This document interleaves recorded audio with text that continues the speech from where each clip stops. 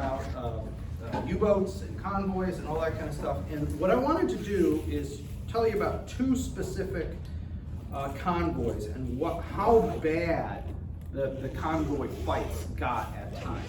Okay, now these are obvious extreme cases. The majority of the time, if you're in a convoy, everybody be paranoid the whole time about submarines, but you'd never actually see a submarine would never actually see you. Because even though we've got it gridded off to 50 by 150 miles, that's still freaking huge. Okay, that's absolutely huge. And the idea that 3 boats sailing in this area are gonna run into a convoy is actually statistically less than 50%, considerably less than 50%. I've never seen an exact number, but based on the number of convoys that are attacked, it's low, okay? So let's talk about one specific convoy. Well, I really should say it's 2 convoys, okay? It's 2 convoys that are running on parallel routes. These are their designations. I don't know what the system meant. I don't know. I assume this is H for Halifax, but then what SC is, I don't know, okay? I don't get it. But anyway, that's what they were called. We've got a total of 88 merchant vessels and 15 escorts between the 2 convoys. So we're going from New York to Halifax, Nova Scotia, and then across to the UK. That's the plan. Now, they are spotted by a submarine, and then he follows procedure, which is to radio first the other 2 subs in his group, and then Berlin, and then they would line it up. So, over the course of crossing, they are attacked by 45 U-boats. So when it goes right for the Germans, this is what right looks like. 45 U-boats, they only fire 90 torpedoes. So remember my point that unlike what they show in the movies, where the captain keeps reloading and firing more torpedoes and reloading, these guys got off 2 torpedoes each, and then they submerged to their almost max depth, and they got the heck out of there before the depth charges started coming down. So this is exactly what we were talking about. I would have speculated it was 4 each. Now maybe some of these were older boats that only had 2 bow torpedo tubes, because the later boats had 4 bow torpedo tubes. So maybe that's what it was. They only had 2 bow torpedoes, they loaded both, and they fired both, and then they got the heck out of there, okay? So 2 each, but that winds up in 22 ships sunk, and a total of 372 sailors dead or missing. And if you're missing in the North Atlantic, you're dead, okay? You've all seen Titanic, right? Or is Titanic such an old movie, now people haven't seen it, or younger than me? Well, if you haven't seen Titanic, which was, you know, my wife and so many people of our generation just adored. But have you seen Titanic 2? Where they were going to build another Titanic? Is that what you're talking No, about? a sequel to a movie. Oh gosh, are you serious? Did somebody actually do that? I don't know. Or you're just making fun? Okay. No, Right. there was a movie called Titanic 2, but it was a sequel of James Cameron. It was something totally It was different. technically a standalone movie. It was like, Okay. but it was the second Titanic, Okay. but it was misleading. Okay. Yeah. Okay. They're still building that boat. Are they still building that? Yes. I don't know why you want to keep that name. Yeah, I yeah. don't believe in bad mojo, but Yeah, that's kind of bad mojo. Yeah, exactly. So again, North Atlantic, yeah, you're not gonna make it. If you're in the South Atlantic, you might, because once you're getting close to the equator, the water's not as horribly cold. It's still cold. It's not bath water like Houston. If you go down to Galveston, you know, it's not like that, but you might have a chance. Now, this is how bad it gets, guys, and this is just anecdotal. So, the survivors of a merchant ship, the SS William C. Gorges, okay, their ship is sunk, and they're picked up by a British escort, the HMS Harvester, which is then later sunk that day. So think about this. You're on a merchant ship, you're a merchant mariner, your ship has been sunk, you're in the water, you think I'm gonna die, there's no way I'm gonna make it. The British warship pulls up, they haul you in. They wrap towels around you, hand you a hot mug of tea. Oh, thank God I'm safe. That ship gets sunk the same day. And only 12 members of the original 70-man crew of the Gorgeous survived both sinkings. So this is rough. This is really, really horrible. Now, this is for the Germans a best case scenario, okay? That they got hit by 45 boats. Because normally, even if you're seen, they radio the information, well, they have to then calculate from here what route are you going to take. So they, they were bearing such and such degrees when they left, and they're going to have sailed off. And so somebody, with a giant map is plotting, okay, they'll probably enter the next zone at this spot around this time. Well, they could take massive evasive action, and they could sail, away from you and then turn and sail due north, et cetera, et cetera. So it's, even if you're attacked, doesn't mean this is going to happen. This is like worst case scenario for the Allies, best case scenario for the Germans. I do want to mention one other convoy, and this is convoy PQ-17. Now, PQ-17 is not your standard Atlantic convoy.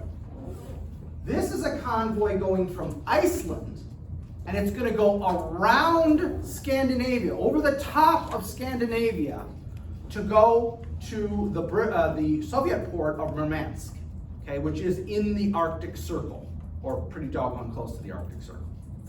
This was a path you could only take in summer. This port, Murmansk and Archangel, the two ports up there, were frozen in like 6 months a year. So there's like a 6-month window where you can do this. You can sail over the top. Now notice that we've got $700 million worth of cargo and 33 ships, but look at all the support vessels. Support vessels. We've got an oiler, we've got rescue ships, we've got destroyers, corvettes, minesweepers, anti-sub-trawlers, anti-aircraft ships, and submarines. Why are we doing this? Because you are sailing over the top of Scandinavia, Norway is occupied by the Germans. They have ground-based aircraft in Norway that can fly out to sea quite a good distance looking for targets. So your fear on this convoy run, if you're doing the Murmansk run, is not just submarines, it's German surface vessels, once you get close to Norway, and German aircraft. This is the absolute worst run you can do. Okay? You're not only under attack by multiple things, it's the Arctic. Okay? So you go into that water, you are not coming out. Okay? You are going to die. So they've got tons of support vessels, way more support vessels than that previous two convoys did. Okay? So,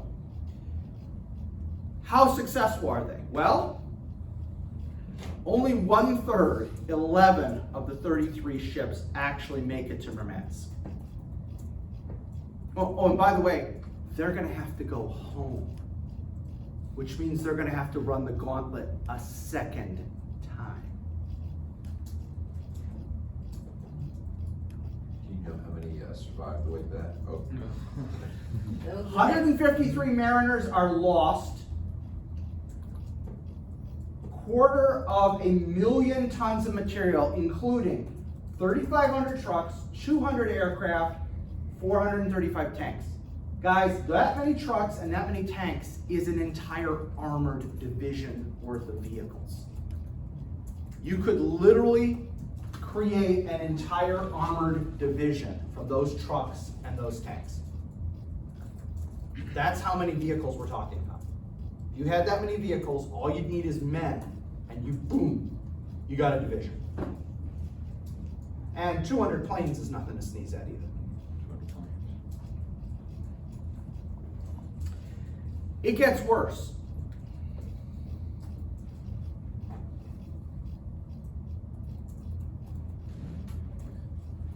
If you got off the ship into a life raft or a lifeboat, and you actually survived that, you generally lost stuff to frostbite, and you generally landed in Norway, where you became a prisoner of war.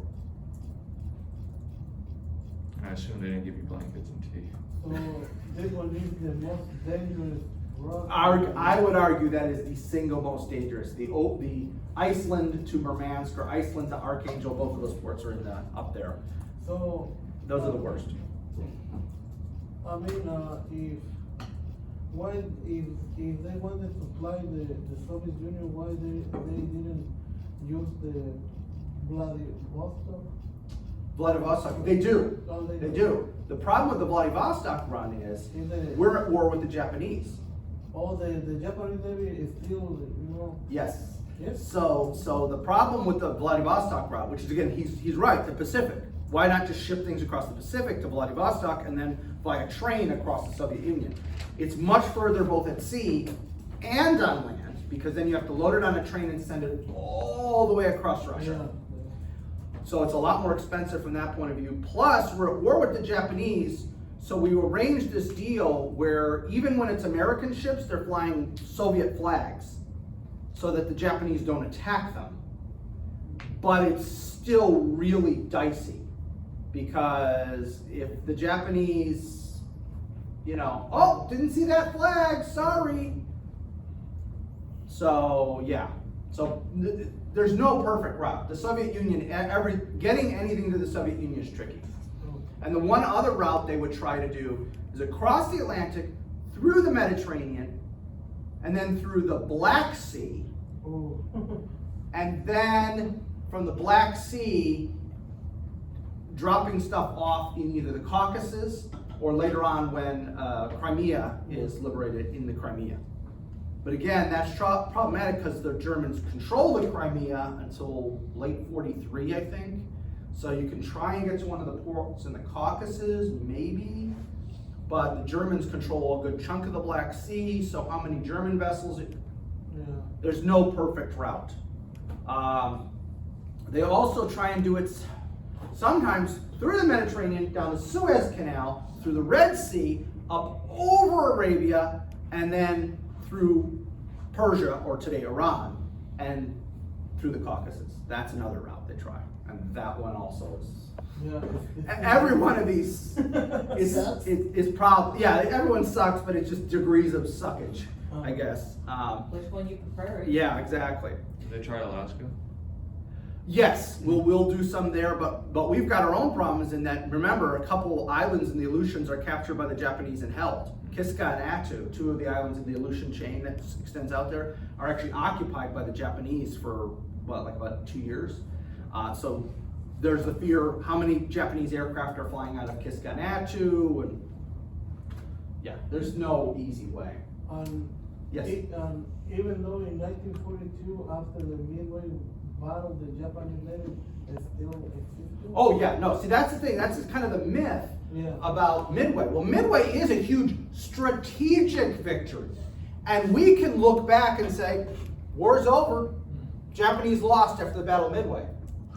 That's all well and good to say from a strategic standpoint.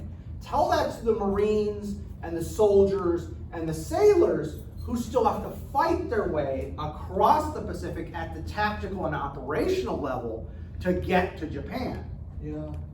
Because again, it's not like we're playing a board game or something like that, or chess, where okay, if you're really good, I'm not really good, but those people are really good and they look at the board and they go, I'm gonna lose in three moves. So I just give up, I concede, let's start over. That's, I'm not saying you guys say that, but I'm saying that's not how warfare works. So even had the Japanese been rational enough to realize after Midway, no way we can win. Okay, so what would they do? You know what I mean? But they can say, okay, all right. You got us, sorry, you got us. We're even, we attacked you at Pearl Harbor, you sank 4 of our carriers at Midway. 3, 4, I think it's 4. So let's just call it even, and you guys, we'll give you back your islands, and we're good, right? We're good? We're just, Basically, I don't think that the Japanese will return. no, because you're not dealing with a rational actor. You're not dealing with a rational actor. They will say, no. Like right now with Putin. I mean, you're not dealing with a rational actor. He had so many opportunities to just grab what he wanted and just go, all done. I got what I wanted. And instead he continues to fight. And it's like, Yeah. you know everybody's against you on this. Why not just say, I won, and go home? Take the Donbass or whatever those regions are on the, Oh, yeah. and just say, I won, I'm done.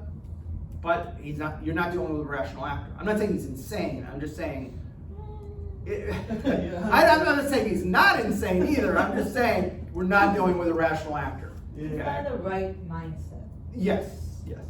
Is he still trying to get the fascist out? Yeah, I guess he's still trying to get all those Yes. fascists. And also he tried to militarize the Ukrainian armed forces. But Right. Right now are more. Yeah, weak than he's that. managing to demilitarize the Russian forces rather than the Ukrainian forces at And the then he moment. didn't want a NATO to expand. Yeah, and so now Finland's already in NATO and Sweden's coming up for a vote. Way to go, Vlad. Great job. These are examples of what we're talking about. Now I want to talk about the ships, the merchant vessels that are involved here, okay? There's two primary kinds of merchant vessels. We've got the Liberty ship. The Liberty ship is a design, okay, so there's, for some reason, in America at least, there's words that generally associate themselves with certain wars. Liberty was like the buzzword of World War I. So anytime you see Liberty something, it's usually a World War I thing. So this is a design that was originally created during World War I, the Liberty ship. Okay? Liberty cabbage. Liberty cabbage is what they called Sauerkraut. sauerkraut, because the Germans are evil and we don't like anything German. If you want to read about some, some crazy situation where white people are going after white people, read about the anti-German reaction during World War I. Is this like a freedom prize thing? Yes, Yeah, what yes, about it's a freedom very prize? freedom prize thing. That was the dramatic France. Yes. We're not reading. So read about what happened to the Germans in World War One. I mean, there were Germans being beaten in the streets and stuff like that. The banning of the German language in schools teaching German language was banned in schools. Towns were changing their names. People, there's a whole lot of people walking around now with the last name of Smith that it used to be Schmidt. Okay. Hot dogs prior to World War I were called, anybody know? What? Wieners? Frankfurters. If you wanted a hot dog prior to World War I and you were at a little, greasy spoon kind of thing, you asked for a Frankfurter. That stopped during World War I. I was just gonna ask, is America having as many of those changes in like discrimination? What's that? Is there much of the German discrimination in America too, or was it just in Europe? No, I'm talking about America. Yeah. Yeah, World War II, there wasn't as much because basically people realized after the fact how stupid that had been. Though they still managed to do that to the Japanese, but then you add not just an ethnic component, but a racial component as well. And then of course after World War II, everyone goes, oh man, we were really stupid about that one too. So anyway. Hashtag civil liberty. Yeah, so Liberty ship is a World War I design because Liberty is the World War I buzzword. They have a top speed of between 11 and 12 knots, which again, roughly equivalent to miles per hour, but not. I just, no pun intended. That was not a pun intended. I've never understood completely how this works. I've talked to Navy guys and they go, well, it's kind of like miles per hour, but it's not the same. Well, okay, so what is it? Well, it's kind of like miles per hour, but it's not the same, right? Yeah. All right, anyway, we're gonna move on. We build 2,751 of these sons of guns in the course of World War II. And I will momentarily show you how big they are. Because you might be saying, oh, okay, that doesn't tell me anything there. If they're as big as as somebody's bass boat, well, what good is it? Okay, I'll show you. The next slide shows you how big they are. Okay. Now, the second design is the Victory ship. So if you see Victory something, that's a World War II buzzword. Okay. So when I was growing up, and Chicago was the last city in America to get cable, the last major city in America to get cable, no joke. I was in college and we still had 8 channels. There was no cable. We had eight channels. That was it. Yeah. Yeah, that was it. The PBS channel, the local PBS channel, used to have a show, I don't know if they still do on PBS, called The Victory Garden. And it was a gardening show. And well, Victory Garden was a World War II thing. People were encouraged to literally tear up their lawns to plant vegetables because so much stuff is being sent overseas to help the British, to help the Russians, etc. So, Victory ship is a World War II design. It's faster. It goes between 15 and 17 knots. However, we don't build as many. We only build 534, which is a kind of, only 534 is really kind of amusing when you think about how many we build. Okay. Now, on average, they could build one of these ships in 42 days. Wow. 42 days. Now, how were they able to do it so fast? That's These, overtime. lots of overtime. Yeah, when we say a day, we literally mean 24 hours because they work on 24-hour shifts. During World War II, almost every business that's constructing something, building something, canning companies, whatever, it's 24. There's 3 shifts a day, unless they're 12-hour shifts, which still would happen sometimes. But some people were working 12-hour shifts. They were the first vessels to be built in part and assembled on site. So modern day cruise ships, for instance, and a lot of other ships, everything short of warships, are generally assembled in parts and then are built in parts and then assembled on site. So if you ever watched, because I'm a nerd, I've seen Discovery Channel had a thing on building cruise ships and stuff, and they show, and they bring in these huge sections, and then it's like plugging, it's like almost like Legos. They plug them together, and except for the hull, it's all just plug and play. They just bring in the sections, have these huge cranes that lower them in, somebody spot welds everything, or bolts, I can't remember if it was spot weld or bolts, and then boom, we get the next section.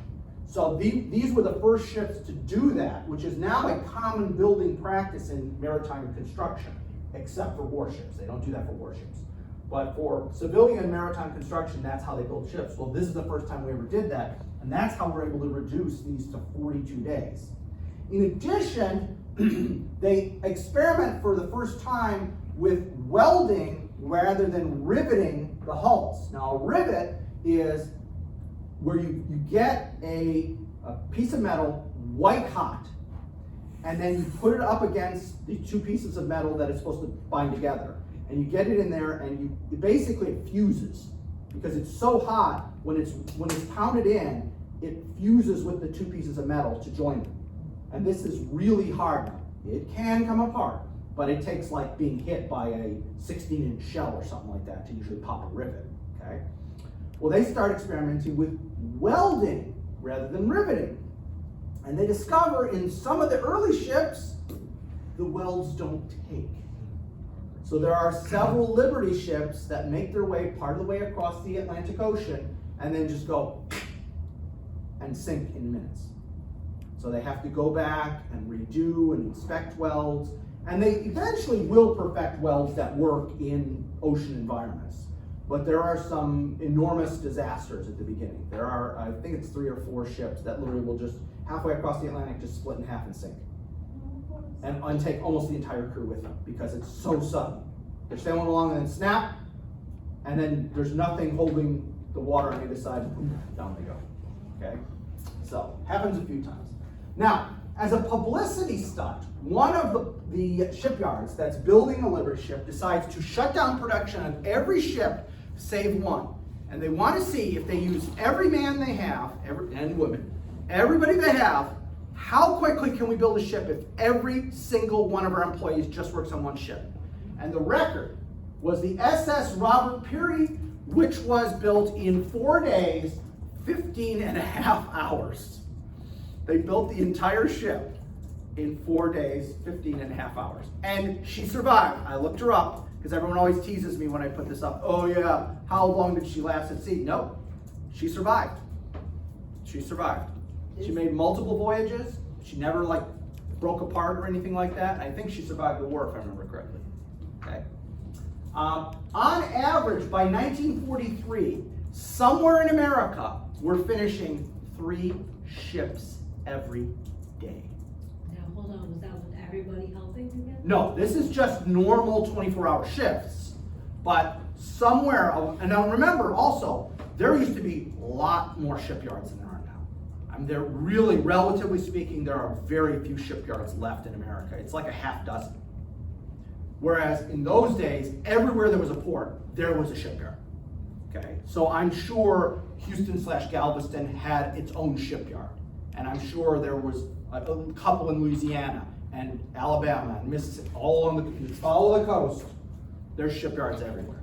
Okay, but somewhere we're finishing 3 ships every single day. Every single day.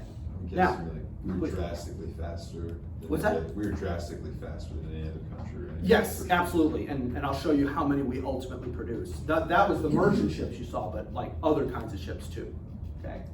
So, how big is a Liberty ship? All right, what's its capacity? Well, in a single Liberty ship, you could carry 2,840 Jeeps, okay? Now this is akin to the modern day, I think it's the Jeep Wrangler. Yeah. Yeah, I think that's the World War II Jeep is equivalent to the modern day Jeep Wrangler. So think of what a Jeep Wrangler is. Don't think with the oversized tires, think with like smaller tires. They didn't use the oversized tires back in those days. But imagine that, 2,840 of them could be stacked in the hold of a Liberty ship. That's pretty big, right? This is not tiny ships, okay? Or you could carry 525 armored cars. Or, again, not and, but or, 440 light tanks. Or 260 Sherman tanks. Or 390 half tracks. 425 deuce-and-a-half trucks, 2.5-ton trucks. 234 million rounds of 30 caliber ammunition. 41.34 million rounds of 50 caliber ammunition. 651,000 rounds of 75 millimeter ammo, or last but not least, 300,000 rounds of 105 ammo. I would not expect anybody to regurgitate this on a test. I'm just demonstrating these are not tiny ships. These are decent sized ships. Now, normally you never put just one thing on a ship, because otherwise we put all our Jeeps on that ship. That was the one ship in the convoy that got sunk. Sorry, we don't have any Jeeps. Okay? So you'd put a little bit of each category so that you've got a mix. So any ship that gets sunk, well, it sucks. We lost all that stuff, we lost all those men, but we're not completely out all our 30 caliber ammo or all our 50 caliber ammo or what have you. And the ammo was for the. That's for the 30 caliber ammo is the standard rifle ammunition, and the 50 caliber is for the M2 machine gun. It's an anti-aircraft gun. It's a tank top vehicle. It's got myriad of uses. Yeah. Well, I think the British use a different caliber. Oh. Yeah. So, and here, I did find, here we go, cool. I thought I had this in my slides. This is, I can't remember, Popular Science. There we go, there's my footnote. This is Popular Science, March 1943, and it shows how they're building these ships. And you can see the sections. This is exactly what we're talking about, the sections, and you're putting it together in sections. And this is standard non-military naval construction today, but at the time, this was absolutely cutting edge. So it was Germany the first to do it that way? I can't remember if the Germans were the first. We are certainly the ones who did it the most and to the largest extent, but I don't know honestly. And if they did do it, it would have been World War I with their subs, if they did do that. But I couldn't swear to that, because that was the only thing they really mass produced during World War I. And by World War II, we are the ones who are dominating this. But again, so that shows you what I was talking about. They build it in sections, and then, as the article even says, a jigsaw puzzle of steel. Okay? Now, let's talk about the merchant marine, because most people don't know what the merchant marine is. Okay? Merchant marines are civilians who sign a contract to serve on these merchant vessels. They are not employees of the federal government. And the Merchant Marine is not a branch of the military service. We have today the Merchant Marine Academy, which is located on Long Island. I have two good friends who are professors at the Merchant Marine Academy. And the Merchant Marine Service is this weird, neither fish nor fowl kind of thing, where it's sort of like the military, but it's not technically the military. So my two friends, who are pure academics, they have no military experience, they walk around in basically a naval officer's uniform. And I think they're both lieutenant commanders in the Merchant Marine Service. But it kind of doesn't mean anything. They're LARPing without intentionally LARPing, basically is how I would say it. It's a husband and wife. That's why they're there. So what happens is that if you graduate from the Merchant Marine Academy, it's like West Point or Annapolis or anything. You get a free education, 4 years. But one of the 4 years you spend on a merchant vessel, being a member of the crew. And when you graduate, you owe the government 5 years of service. Now that could be in the Navy, it could be in the Coast Guard, it could be the Army, the Marine Corps, or the Air Force. God knows why you'd choose any of those if you went to the Merchant Marine Academy. Or you can just work as a civilian in the federal government for 5 years. You also, at the end of that training, 4 years of training, you have a ticket. They call it a ticket, meaning you have a certification that you can serve on merchant ships up to a certain weight class and up to a certain position that you can hold. So if you want to be a merchant mariner, it is a fantastic deal. It's 4 free years of education. You do 5 years working for the government, and then you go back to the Merchant Marine Service, and like the starting pay for graduates of the Merchant Marine Academy when they go to the merchant fleet is 6 figures, or just about 6 figures. So it's a really good gig if you'd want to do that. Now the problem is, just like the Navy, you're gone 6 months a year. So good luck maintaining a relationship like that, because the Navy has the highest divorce rates of all the services for an obvious reason, okay? So anyway, so these Merchant Marines, okay? When the war starts, we have 55,000 men who are members of the Merchant Marines, okay? Again, civilians. By the end of the war, what the bleep just happened? It's going to sleep. Son of a... By the end of the war, we have 215,000. I literally did not touch anything. Maybe that's a problem. Yeah, maybe it is.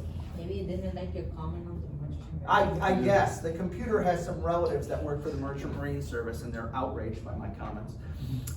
So by the end of the war, 215,000 men, at that time it's only men, are members of the Merchant Marine Service. And while this is rebooting, I'll just keep talking. Over the course of the war, 8,380 merchant mariners are killed in the line of duty. 8,380 are killed in the line of duty when their ships are sunk, mostly in the Atlantic by U-boats. Mostly, not exclusively, obviously. Mostly in the Atlantic. Yeah, mostly in the Atlantic. And that's why the death rate is so high, because it's the Atlantic. You go in the water at the Atlantic, yeah, your chances of coming out alive are pretty slim. So it's basically the Atlantic more dangerous than the Pacific. Well, this is what's interesting. This is what's interesting. If we pretended for a second that they were a military branch, like the Army, the Navy, the Air Force, the Marines, if we pretended that the Merchant Marines were a branch, they are not, they're civilians, but let's just pretend for a second they are. If we pretended that they were a branch of service, that would mean that 1 out of every 26 merchant mariners died in the line of duty, making it the most deadly branch to serve in. That's the irony.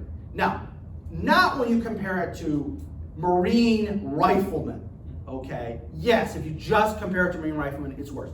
Not compared to 8th Air Force bomber crews flying over Germany.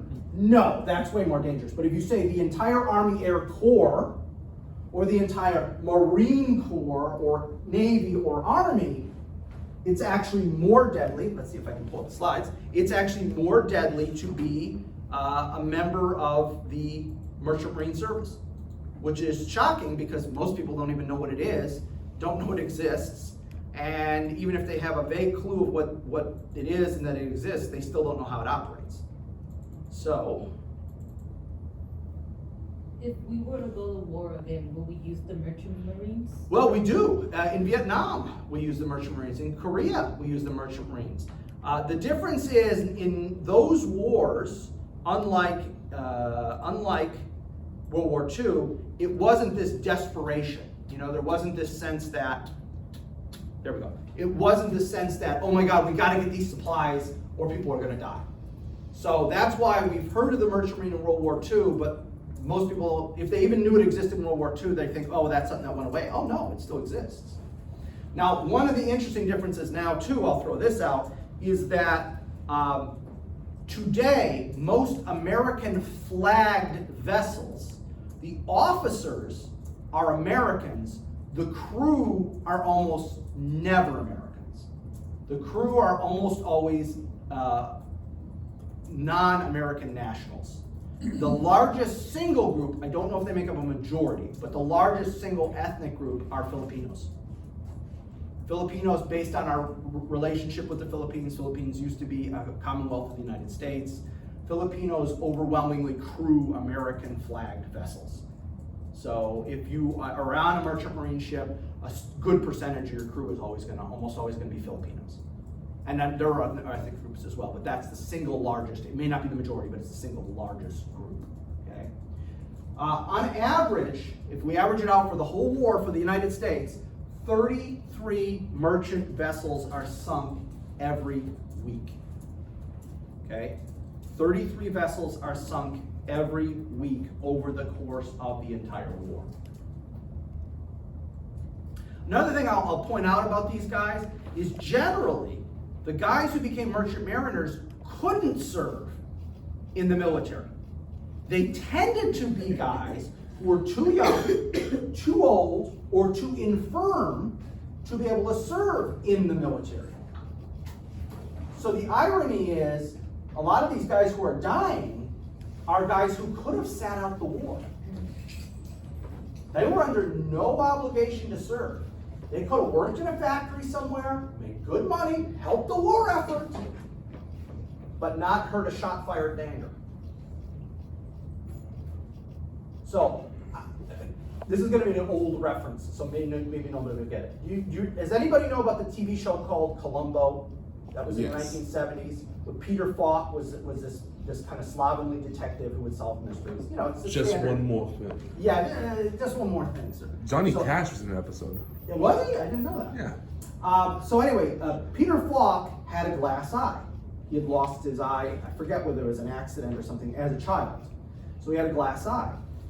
And Peter Falk, he tried to enlist, having memorized the eye chart, so that when they told him to cover his one eye, he could just go, yeah, da, da, da, da. But the doctor, clever guy, noticed that eye wasn't moving and said, no, sorry, son, I know you want to serve your country. Well, Peter Falk served in the Merchant Marine during World War II because he couldn't serve in the military. And there's a number of other people you would have heard of who were either too young, too old, or something, who wind up serving in the Merchant Marine because they can't serve in the military, but they want to do something more than just work in a factory. I mean, there's plenty of veterans missing an eye. He just lost his early. There you go. Yeah. There you go. Please. They still do basic weapons training? Or No, Okay. no. It's very much. It's all about seamanship. Okay. Do you know your way around a ship? Do you know how to raise and lower anchors? Do you know how to raise and lower cargo out of the holds? Do you know how to stack things? It's all that kind of stuff. It has nothing to do with any kind of, there's no physical fitness. I mean, they want like to know you're not going to die of a heart attack 5 minutes into the ship. So there's going to be like a basic medical exam. Let's see. Yeah, he's got a pulse. That's good. Are you deceased? Yeah. And your family? Let's listen to your heart. I don't hear a murmur or anything. Okay, you're not morbidly obese. You're not, it'd be very basic stuff. That's all the health requirement would be. Very basic. And so again, these guys deserve a lot of credit, and they don't get much credit because people don't even know they exist half the time. So like after World War II, were they given any like of the benefits? Of So this becomes a controversial issue. So after World War, in 1944, I think is when they passed the GI Bill, okay, the World War II GI Bill, which was the most generous of all the GI Bills. We've had multiple versions over the course of the century. The World War II one is the most generous because all you had to do is if you served, and there was a minimum time of service, but if you served, if you could get into a college, the government paid the full tuition of that college, which is, again, nowhere near how nice it is now. So if you could get into Harvard, government paid full tuition for Harvard, plus they gave you a stipend. Okay, so again, it was the most generous. Now, these merchant mariners say, hey, we want some of that. And the government says, hey, whoa. You guys were never in the military. You were civilians who signed a contract with a shipping company that worked for the United States government. So there's multiple degrees of separation there. You were never in the military, you never worked for the US government, you worked for whatever shipping line it is. Okay? So the attitude of the government is, that's kind of the cold-blooded part, but the other part is the government taking the attitude, oh, it's more dangerous to be in the Navy. So if you really wanted to serve, you should serve in the Navy. Well, no, it actually wasn't more dangerous to serve in the Navy. And then the other argument from the government is pay. These guys actually made sometimes 4 or 5 times what a sailor or a Coast Guardsman or somebody like that would make. The base pay of enlisted people in the military was really low. I mean, at the start of the war, it was $21 a month. Okay, now it goes up over the course of the war, but it's $21 a month. Well, these guys, for a single voyage, might make $250, $300, $400 for a single voyage. So that's only like 4 or 5 months. So that was the other thing.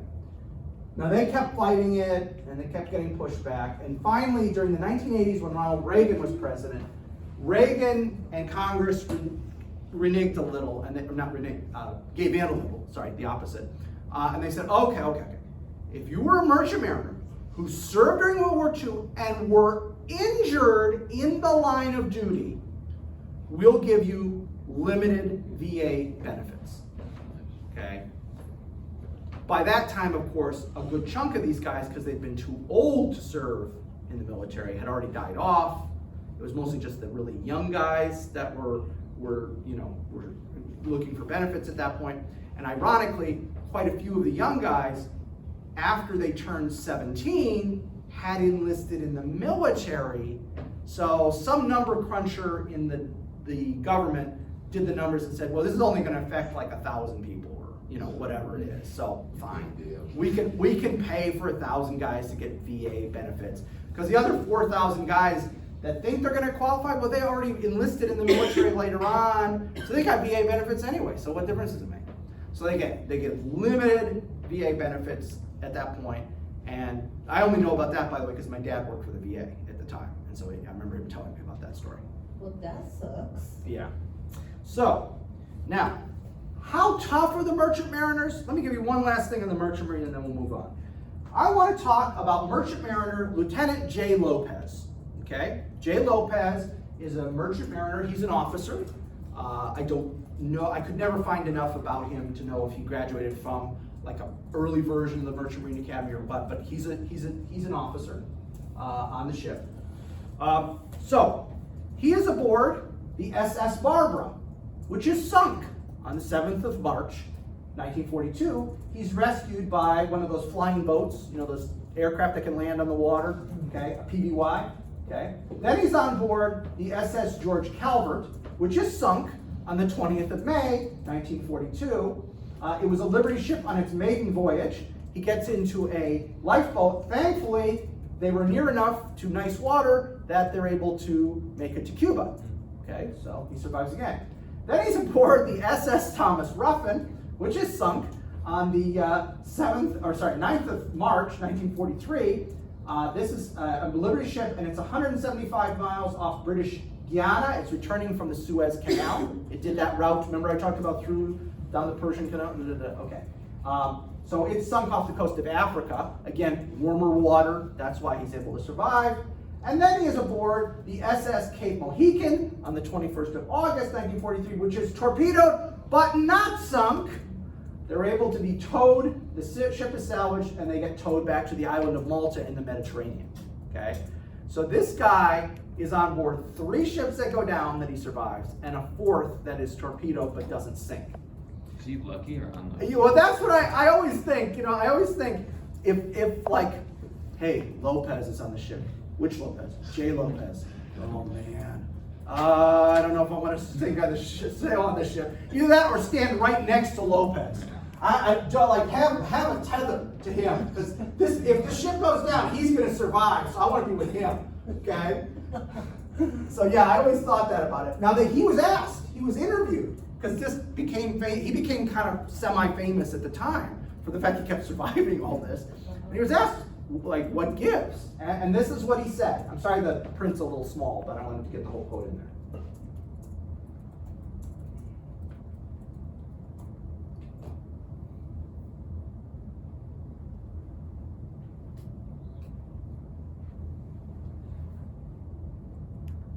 What if these guys went AWOL? Well, their only problem would be they could theoretically be sued by the cruise line, or not the cruise line, the transportation line that they signed a contract with, but that's really all that could happen to them. Now, they would have a tough time getting another gig later on. So if I find out Lopez is on this ship, I ain't going. I'm leaving. I'm not showing up for the sail, because I don't want to be near this guy, because he's unlucky. And I don't show up, well, the next time I do want to sail, that's going to be noted in my file. And nope, you didn't show up when the Cape Mohican was going out. Sorry, nobody wants you. Okay, but legally, other than suing them, which why would you bother? You could sue him for breach of contract, but you're not even gonna bother. There's too much going on. You just say, okay, he's unreliable. Put that in his file. So next time he looks for a ship, no one will take him. So anyway, now I wanted to talk about these guys because, like I said, they don't get much attention and they deserve more attention than they get. But I want to make it clear, merchant ships are not the only vessels sunk during World War II or by submarines. These are the aircraft carriers for the whole, and this is for everybody, not just for us, this is for everybody. This is a list of all the aircraft carriers sunk by submarines. So the British lose 4 aircraft carriers to submarines. We lose 3 aircraft carriers to submarines. And the Japanese lose 6 aircraft carriers to submarines. So again, subs are dangerous not just to the merchant vessels, but also to warships. And these are the biggest, baddest warships of the time. And these are being sunk by submarines. Now, how many aircraft carriers do we build? Oh, by the way, this is a picture of one of those escort carriers. So see the size of the plane, and look at the size of the flight deck. You can see how much smaller that is than a traditional aircraft carrier. It's much, much smaller. And again, it has a smaller complement of aircraft, but its mission is to either be part of an escort group, or the way they're used in the Pacific is they kind of have backup crews. So if I start losing lots of guys on my main carriers, we can bring up an escort carrier with more planes and more men, and they can replace my losses. So it's used differently in the Pacific than it is in the Atlantic, okay? How many carriers do we build over the course of World War II? 125 of these escort carriers and 36 full-size fleet carriers. For point of reference, we currently have 11 active carriers. Now, they're bigger, they can do more nowadays. I'm not suggesting that, these are equivalent. But yeah, I kind of am a little. In the era, that's equivalent to this. And we had 36 fleet carriers, 125 escort carriers. We have a sort of equivalent to the escort carrier today. That's the LHA or the LHD, depending on the model. Big deck. Yes. Last week. Yeah, and so sometimes these are called marine carriers because it's usually marine aviators on those carriers. The Navy gets all There are carriers. Okay, yeah, you own them, but it's almost always Marines. In fact, I don't think I've ever seen Navy guys flying off those carriers. Maybe some helicopter guys, but all I know is it's Marines. There's Marine aviators, because they're smaller, and that was where the Harriers. Remember, we used to have the Harrier, which is it can take off like this, or at least just a slight forward motion. So that was why we have those. Now that one model of the F-35 is the B model or the C? B model is also supposed to do that same kind of takeoff and landing. VSTOL, I think that's what they call it. Vertical takeoff. I've read different things that they consider it, because it wasn't supposed to necessarily do it, and then Lockheed showed off, yeah, we can hover at 10,000 feet. Okay. It wasn't a requirement, but they could do it. And I don't think they've actually gotten that one to work, right? Isn't It that the does. one model that doesn't work? It does. It does, but does it work well, or is it sort of work? Works well enough, they're flying it everywhere now. Okay. Whew. Well, the Marines also use the those crazy Ospreys too, which killed a lot of Marines in training. They cry about it. I had a buddy who swore up and down they were unsafe, but I told him those are the only things that could get you in Afghanistan if you had a brownout. Because they had a ground directing radar that assisted with landing. So even if you could not see the ground, they just flipped that on and it would show them where the ground is, and they could basically put on autopilot to land. Wow. If they had no Ospreys and they only had 53s, which are big super stallions, if there was a brownout, no, you're stuck. No one's coming to get you. Even if you're out of water, out of ammo, and Taliban's come into play, they're like, no, you're stuck, figure it out. And then it's like, oh wait, no, the Ospreys are coming. Good, come get us. So again, the Marines are using these kind of different kind of platforms partly because they don't have a lot of choices, and partly because the way the money is apportioned, and we won't get into that. That's a modern day thing, okay? But so we do have some LHAs and LHDs, which are equivalent to escort carriers. I think we have about 10 of those-ish. So we have about 10, if we want to ballpark it, 10 in this category and 11 in this category. And this is just what they built. This doesn't count what we already had in service before the war began. Okay, so remember I said that we build specific ships just for convoy duty? The destroyer escorts that we build 688 of those suckers. So not only are they escorting our convoys all over the place, we're giving them to the British. We're giving them to the Free French, the Free Poles, the Russians. We're giving them to a whole bunch of countries have these. And then they decide, after the war is actually broken out, they decide they want an even simpler boat than the destroyer escort. And so they design what are called sub-chasers. And these are ships, the crew is only like 100 people, less than 100 people. I think it's like 80-something people, 90-something people. So much smaller crew. The idea was that nobody aboard this ship would have pre-war service. Every single person aboard this ship would be a draftee, a volunteer, or a reservist. Nobody would be an active duty guy.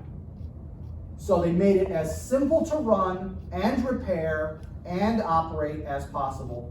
And they're actually pretty successful. They're used on anti-submarine warfare duty around the coasts, and they also serve with the escorts to escort convoys. So, pretty cool. 850 of those guys. And again, you can see they're smaller. I mean, you can see the scale there, but it's still a warship. It's still got a mission. So, ultimately, what's the final score in the Battle of the Atlantic? The Germans will have, all told, from what they had pre-war and what they built, 1,161 subs. They will lose 784 in combat. 156 will surrender. Mostly those are at the end of the war, though a few of them are during, something will happen, there'll be combat and they'll surrender. And 221 will be sunk by their own crew to prevent them from being captured during the war. For Allies, 2,828 ships are lost. Of those, this isn't the Battle of the Atlantic. This doesn't count Pacific, okay? Of those, 175 are warships. So 175 of this total number are warships. The rest are all merchant vessels. 14.66 million tons of shipping lost, but because of our production numbers, we still have 54 million tons of shipping left over at the end of the war. So the Germans had built 1,100 subs. How many subs did the Americans build? We only built 236 subs, which is relatively small compared to the Germans. And that's because, remember, after the United States enters the war, and it was true even before the United States entered, but definitely after the United States entered the war, surface ships, German surface ships, that's suicide. It's just like World War I. Remember, if you take the fleet out, you're gonna lose it. So the Germans learned from their World War I experience, and that was, okay, at a certain point they just said, we're not building any more surface ships. The only thing they built after a certain point, I can't give you a specific year, but I think it's about 1941, 42. The only ships they built, well, technically not ships, boats, are submarines.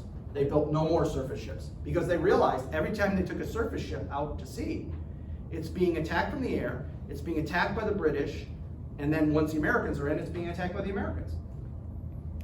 It's not worth it. So they put all their naval cards in that one area, and they do a pretty good job. I mean, that's nothing to sneeze at. That's a lot of losses. And if you want it broken down even in more excruciating detail, of course, which I'd never expect you to regurgitate, but if you want even more excruciating detail, I will provide it for you. Okay? And here's my footnote. This is from U.S. Navy at War, 1941-45, official records of the Secretary of the Navy, published in 1946. So, year, number of U-boats sunk, tonnage of shipping, I think, wait a minute, is that tonnage? Yes. That's tonnage of shipping sunk. New construction in tonnage in the US, new construction in the tonnage in the UK, net total construction, gains or losses. I'm sorry, I kicked this over, that should be over a little. And then the gains or losses. So, in 1939, remember the war doesn't start till September, only 9 U-boats are sunk by the Allies. 810,000 tons of shipping are lost. The US produces this much tonnage, UK produces this much, that's total production, which means for the year, we are down that much tonnage of shipping, that much hundreds of thousands of tons of shipping. 1940, not going much better. In fact, it's getting worse. 1941, it got slightly better than the previous year, but it's still horrible. 1942, the United States is in the war. Now this is starting to pick up, and this is starting to pick up. We still lost for the year, but we're getting better. 1943, 237 U-boats down. I gotta do math in my head. 10 million tons surplus shipping by the end of the year. 1944 and 1945, only a partial year, obviously. So there's the totals. So again, the first 3 years, remember that quote I showed you from Churchill, where the only thing I was really worried about was the U-boats? He said that was the only thing that really had me worried. He was right to be worried. They were losing that war. Even when it started to tick up ever so slightly here, 39 through 41, the Brits are losing that war. Even though we're helping escort vessels, we're doing other things, they're losing that war. It's ugly. But again, and even that first year we're in. And that's one of the things, when we talk about World War II and we look at all the numbers at the end, you see these production numbers and we go, we could never lose, we were awesome. That's looking at it after the fact. If it's 1942 and you're in the White House or the War Department or the Navy Department, that's not a good year. We lose the Philippines, we lose Wake Island, we lose Guam. Okay, yeah, Midway, strategic victory, we won the war. Yeah, okay. again, that's nice to say with, gosh, what, like 80 years of history behind us, okay? At the time, it's a near run thing. I would argue, even if you were somebody who was privy to all these numbers, the only time you could kind of let your breath out and take a deep breath again is at the end of 1943. Like if you saw these numbers at the end of 1943, you'd be like, okay, we might actually pull this off. But for 2 years, you're sweating bullets because you saw what all these were, and then you don't know these production numbers till the end. So to all of 42 and all of 43, you're still wondering if we're going to actually win this war, or the Germans going to beat us. Please. Just wondering, with how much, I don't know how much like the merchant ships were carrying and how many of them were sinking. Was that covered by like regular insurance companies for the companies that are putting that? Yeah, there was an insurance program to cover that. It's just such a But here's the deal: since the government technically owned the stuff, the government wasn't being reimbursed. The shipping company would be reimbursed for the loss of the ship, and there was a life insurance. The Merchant Marine Association had a life insurance policy for its members. So just like there's every soldier, sailor, airman, Marine has a standard life insurance policy. What is it, $250,000 now? What's the standard one? I think so. I think it's $250,000 now. So just by being in the military, you get killed, your family gets $250,000 life insurance. I think it's $250,000. It was, I think, $10,000 in those days. Well, the Merchant Marines have their Merchant Marine Association or service has an insurance program that's the same. So those mariners' families are going to get, I think it was a $10,000 death bonus or death benefit. But yeah, really the only thing the insurance company is covering is the loss of the ship, because the cargo was owned by the U.S. government. Yeah, not our problem. And the mariners are covered by their life insurance policy. So actually, from an insurance company's point of view, yeah, you still, if I'm an insurance agent, I don't want my name on all those policies, insuring all those ships. But overall, that's really all you're going to pay for, is the ship itself. Everything else is covered. Either the government's got their own junk, sailors, the merchant mariners have got their own stuff. So, okay. So, one more thought about the U-boats. Now, we and the Brits are the two main countries that sink U-boats. The Brits actually deserve credit. They're the number ones. But we're not the only countries, allied countries, who sink U-boats. Who else does? The Canadians, the Australians, the Czechs. The Czechs, even though they're in exile, there are Czech ships. Basically, they're American or British ships that we give to the Czechs who managed to escape from Czechoslovakia, and they run. Norway, yeah, even though they're occupied, they got some guys out. They're running ships. France, Poland, yep, Poles have got a couple on their credit. Brazil, I think I mentioned this before. Most people don't know. Brazil was in World War II, and they sent a division plus sized force to fight in Italy. And most people have never heard of this. It's a fascinating story. When Brazil announces they're going to war with the Axis and they're going to send troops, the Brazilian government says, we're sending troops to Italy. The Brazilian people go, yeah, we're sending troops overseas. They're going to fight in Europe. Yeah, that's great. And so there's an expression, evidently in Brazil, that, we say, pigs will fly before that happens.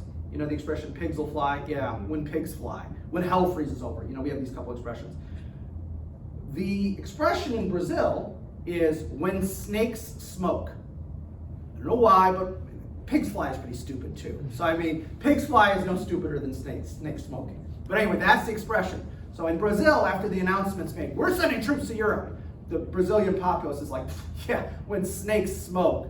So when they finally send their troops over, the division patch they wear on their shoulder is a snake smoking a pipe. That's the patch, and it says Brazil over the top, and it's a red background? I can't remember the colors, but it's a snake, and he's slightly coiled up at the bottom, and his head's standing up, and he's got a pipe hanging from his mouth, and there's puffs of smoke coming out of the pipe. So, South Africa sinks one. And last but not least, the Soviet Union sinks one. And let me tell you that story, okay? You would think, okay, the Soviets have a Navy. What's so odd about that? Well, the Soviet Navy didn't sink that one U-boat. The Red Army did. Wow. How did the Red Army sink a U-boat? Well, up in the Baltic, this is late in the war. The Soviets are advancing in the Baltic. They're capturing area, and there is a field artillery battery on a cliff overlooking the Baltic. And they're basically just cleaning their weapons and stuff. They're taking a break from combat. They're cleaning their weapons and stuff like that because they're going to be going back in line. And as they're standing there, a U-boat surfaces just off the shore. Because the guy has with the periscope up, he couldn't see up on the cliff. He could only see along the shoreline, and there's nothing on this out at sea. So he thinks it's safe to surface to recharge his batteries and to get more fresh air. So he surfaces. Somehow, this crew must have been a hot spit. This crew must have been like amazing, the gun crew. They managed to wheel around their guns, load ammo, fire, and sink the sub. This is a confirmed thing. This is not just Soviet propaganda. This was confirmed, okay? Somehow, they're sitting there, they're cleaning their guns and doing whatever, and the ship surfaces, and the battery commander, I have to think the battery commander was literally just like looking out at sea at that moment. Because there's no other way this would have worked this way. He's literally just taking it easy. Oh, this ocean's beautiful. What the? Guys, turn the guns around! And they fire on the sub and they sink the sub. So talk about bragging rights for the rest of your life. What'd you do during the war, Ivan? I was an artilleryman. Is there anything interesting? Yeah, I sank a submarine. No, you didn't. Yeah, I did. Is it really sinking or like a permanent, He sank it. So what was the fate of these U-boats? If you break it down, 264 of the German U-boats that are sunk by other ships. 249 are sunk by aircraft. 36 are sunk by aircraft and ships working in concert with one another. 43 are sunk in port during air raids. 37 are retired because they're either so badly damaged or what have you. 35 are lost to mines. Hate those. 25 are lost to accidents. Yeah. 7 are listed as other. 4 of them are given to the Japanese so that the Japanese can reverse engineer them and make their own subs better. 2 are interred in a neutral port, and then there's that one that gets sunk by the Soviet field artillery. 3 are captured over the course of the war, and 85 are unknown. Now I will tell you, I have not updated this in quite a few years, and this number is probably different because, as we mentioned last class, in the Gulf of Mexico, oil survey crews are finding stuff all the time. And I can tell you, in the 7 years I've just lived in Houston, I know at least one time that a U-boat was identified in the last 7 years. So that number is at least down to 84. So it would be somewhere in this other category, but we know where more of them are. Let me say one quick word about the U-505. Anybody know? You could see the U-505 today, and you don't have to go underwater to see it. Anybody know where the U-505 is? Oklahoma. No? Is it in Galveston? No, there is a sub there, but that's one of ours. Chicago. Now, why is it in Chicago? Well, it's at the Museum of Science and Industry in Chicago. And the reason it's there is because after we captured it, one of the admirals that was involved in the capture was a native Chicagoan. And so he arranged after the war for it to be shipped up through the Great Lakes to Chicago. The story of that capture is absolutely fascinating. This was part of one of these hunter-killer groups of these escort carriers with escort vessels whose job was to just find and sink subs. They weren't escorting convoys. Their job was to go out and find and sink subs. They catch the U-505 on the surface. The aircraft shoot her up. The captain orders the crew to abandon ship and scuttle the ship. Okay?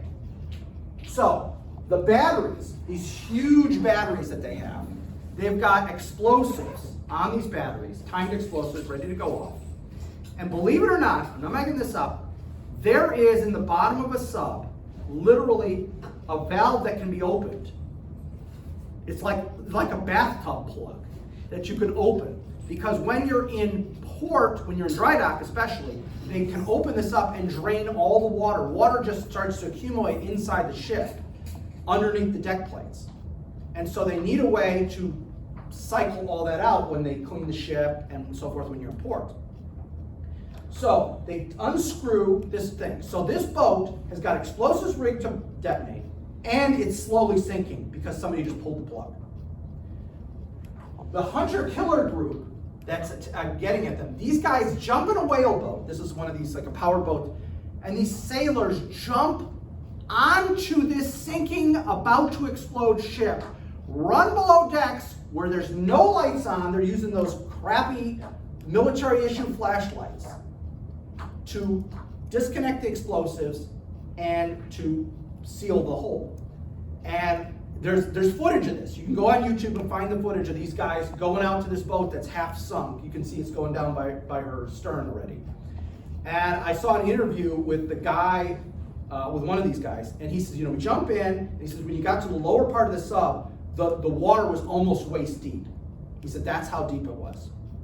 And he says, my job was to find the plug to seal the ship so she'd stop taking on water. And he said, I'm feeling around, and I'm feeling around, and I'm feeling around, and I can't see anything, and the boat could explode at any second. And then he said, I remembered that in the briefing, when they did it, they said normally the plug will be put in a certain spot so you don't lose it. So because this is a German who did this, instead of taking the cap with him and throwing it into the ocean, he's a good German. I takes the cap off, I puts the cap in the right place. And so the guy says, I'm feeling around, and then I just remembered that he said something about looking in that spot, and he said, I feel over there. Son of a gun, the guy put it in exactly the spot he was supposed to put it so that it wouldn't get lost. He said, I screwed it down, and he said, now I was only worried about being blown up as opposed to being drowned. And then they eventually disconnect all the explosives, and they save the boat. And if you ever want to see it, if you're ever in Chicago, it's at the Museum of Science and Industry, and you can take the tour and go through it. Okay? With the spot with the tree. Yeah, and you can see the spot where the plug is. So, thanks guys. So we're down to 3 classes, Monday and Wednesday of next week, and the Monday of the following week. So we're getting really close. So, and I have to figure